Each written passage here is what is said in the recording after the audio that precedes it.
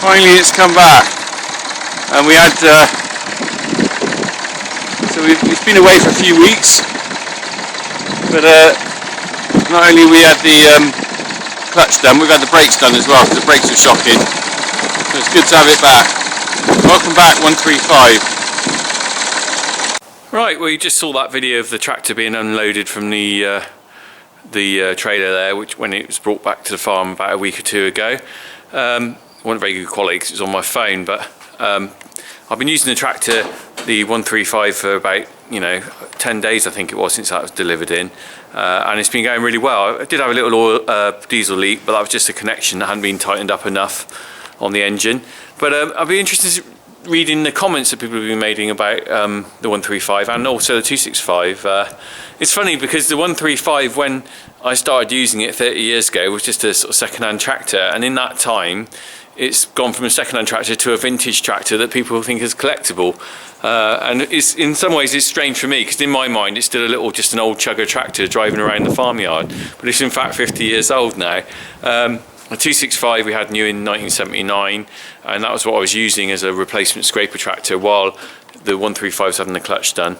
But the thing is, the 265 is okay, more protection in the cab, but it's just not as nippy around the cubicles and stuff, and it's really nice to have the 135 back again because you just realise how accessible and easy it is to drive when you're yard scraping.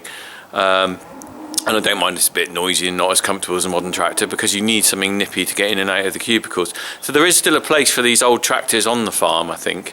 I know some of you mentioned about the thing is I hadn't underlaid the tractor or it needed a bit of red paint or oil on it, and people were a bit concerned about the muck on it. But I have actually put a mastic underneath the red paint. We'll have a quick look at it now. I'll just spin around. I'm a bit distracted because it's actually stood over there behind me. So I'll just spin around, look. There's the 135, and we'll have a quick look at it. So here she is in all her glory.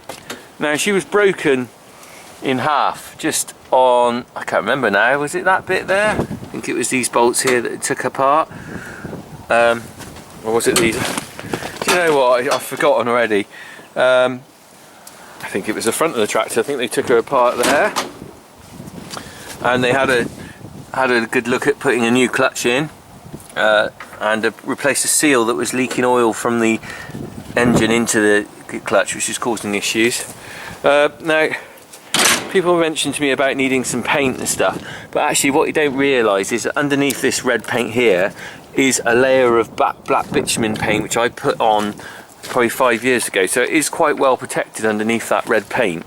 The muck obviously doesn't do the tractor a lot of good, but also I know that on this tractor there isn't that much to replace if I had to, because the rest of the cab's pretty solid.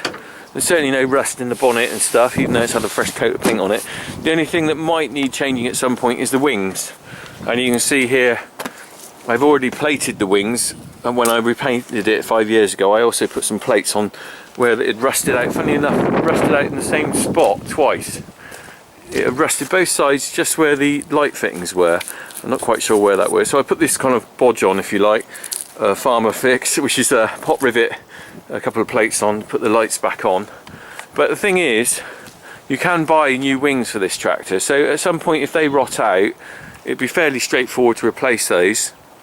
And like I said, the rest of the vehicle's pretty sound. You're not going to worry about the chassis of it, where the gearbox and the engine is, because they're never going to rust away. That's a solid lump of metal, and all these bits I can replace these as and when. The only thing I did notice actually when I cleaned it off, and it's got mucky again so you might not be able to see, is that, no you can't really see, is that the wheel rims are really starting to rot out. A lot of the metal on the edge is gone, so at some point we're going to have new wheels. You might be able to see there that the rim's coming round to there and then it stops just about here, and the metal's actually gone. Just digging in the tyres a bit. So I'm going to need a couple of new wheels on the front of the tractor at some point. And I think a little bit of the back wheels were a little bit rotted out as well. But you've got to remember that these wheels have been on there for 40 years, 50 years. So they're original wheels. So I'm not surprised they've rusted out. But the rest of the tractor is pretty good, I think. And like I said, it's vintage now, and it's been yard scraping for us for 30 years. So in that 30 years time, 30 years, it hasn't really rotted out that much, really, has it? So people are concerned about how it's been treated on the farm and saying wash it, but sometimes almost a layer of muck behind it actually protects it, because once that layer is on, the first layer, you just add into that layer, it's dry underneath. The one thing another reason I didn't want to keep using the 265 is that that's been kept away from the muck for quite a long time. And I certainly don't really want to add, start using that in the muck, because that cab will rot out, because there's more steel on that to rot.